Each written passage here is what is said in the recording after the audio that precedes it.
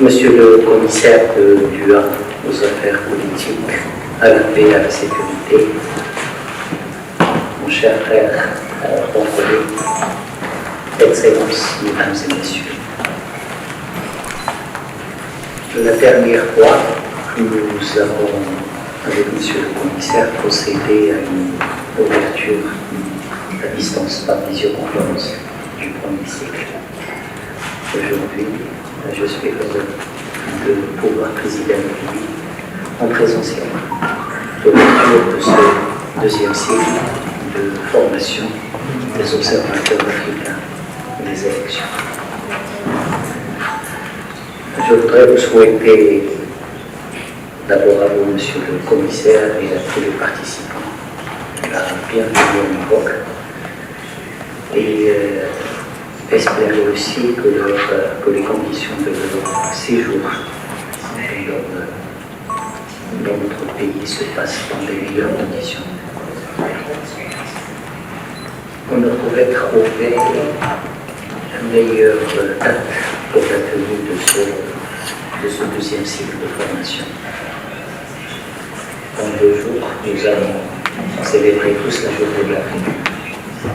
Il n'y a pas meilleure façon de la célébrer en votre présence ici au Maroc pour la célébration.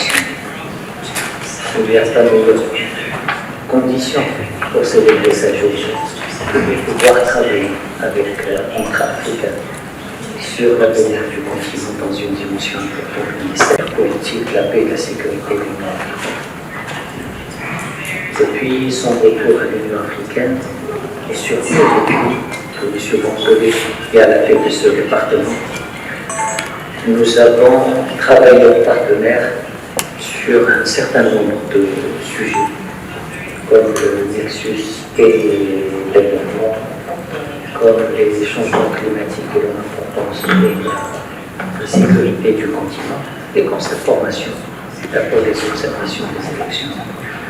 Donc nous sommes en train de nous inscrire dans les priorités du département et d'essayer d'accompagner les actions que M. le commissaire, que son département sont en train de faire dans le cadre d'un partenariat constructif pour que l'Afrique, à travers l'Union africaine, à travers ce département le plus important, puisse s'appuyer sur les événements dans le cadre de ce projet.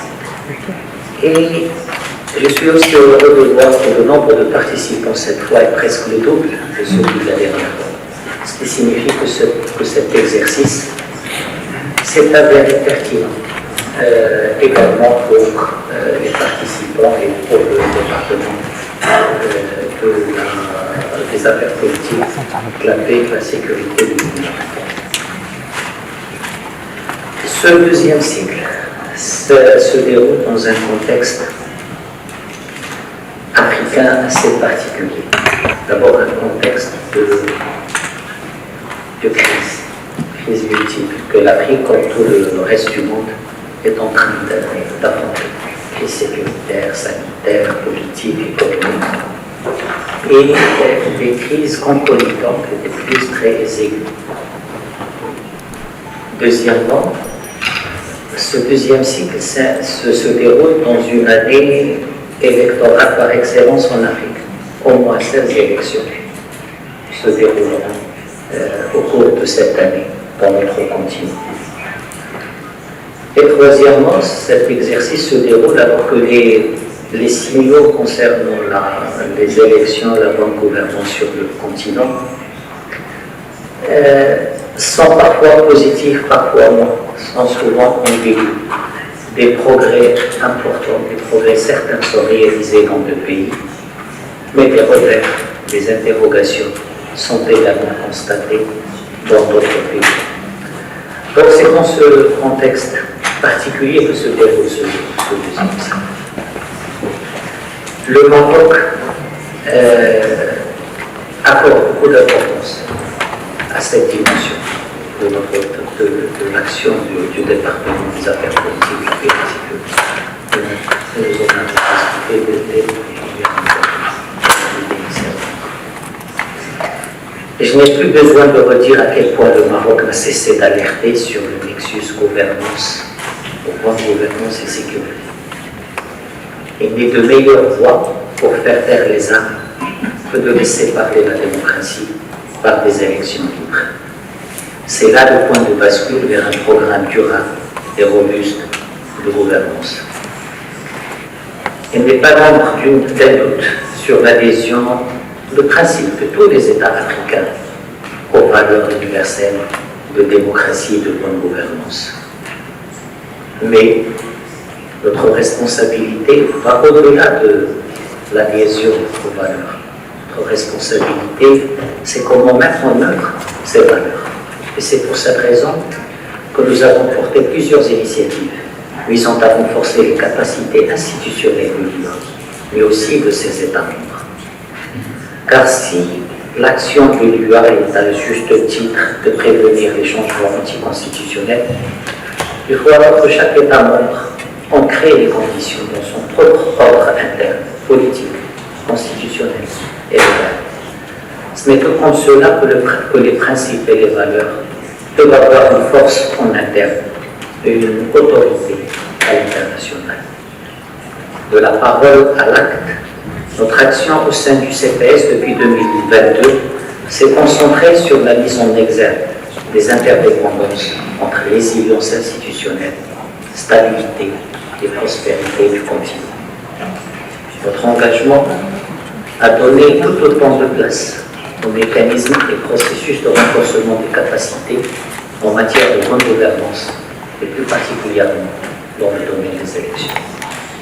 Monsieur le commissaire, Excellences, Mesdames et Messieurs, le Royaume du Maroc, sur son terrain interne, a fait le choix, depuis des décennies, de construire un modèle de société démocratique et moderne.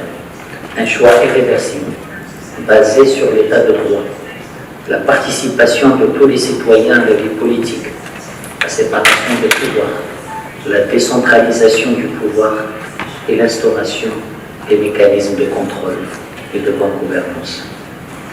La consécration la plus récente de ces efforts a été la réussite des élections de 2021, qui ont confirmé la maturité du système politique national sur 3 volets critiques.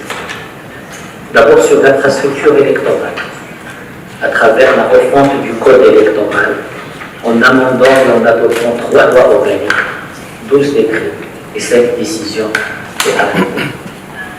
À travers le nombre de personnes formées et à travers le nombre de circonscriptions électorales desservies par la création de plus de 40 000 bureaux de vote et la mise en place de milliers de bureaux centraux.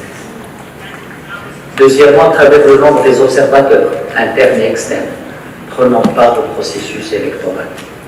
Et troisièmement, en matière de parité homme-femme, avec la participation des femmes représentant 34,17% des candidatures pour la Chambre des représentants et étant à la tête de plus de 97 listes de candidatures locales.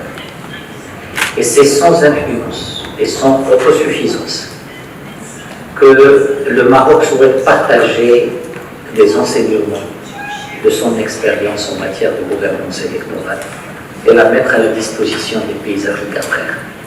Cette volonté émane des très hautes orientations qu'a donné Sa Majesté le roi Mohamed VI pour contribuer avec tous les Africains qui le souhaitent à l'émergence d'une Afrique qui prend en main ses propres processus électoraux et se dote pour cela de capacités institutionnelles solides et crédibles pour les valider. Et je cite Sa Majesté le roi Mohamed VI, l'Afrique peut et doit valider elle-même ses processus électoraux et cautionner ainsi le choix libre de ses citoyens. Elle dispose des outils de régulation et des institutions judiciaires telles que les conseils constitutionnels et les cours suprêmes à même de trancher les contentieux et les recours électoraux. Fin des paroles royales prononcées à l'occasion du 20e sommet du Ghana en 2017. Ce cycle de formation des observateurs électoraux que nous mettons en œuvre en partenariat avec vous, Monsieur le Commissaire, est la démonstration concrète de l'engagement du royaume sur cette voie. Puisse cette deuxième session réussir comme la première, et puisse ce cycle durer longtemps et faire des émules partout en Afrique. Je vous remercie. تنسوش تابوناو معنا فلاشين وتتابعونا على مواقع التواصل الاجتماعي.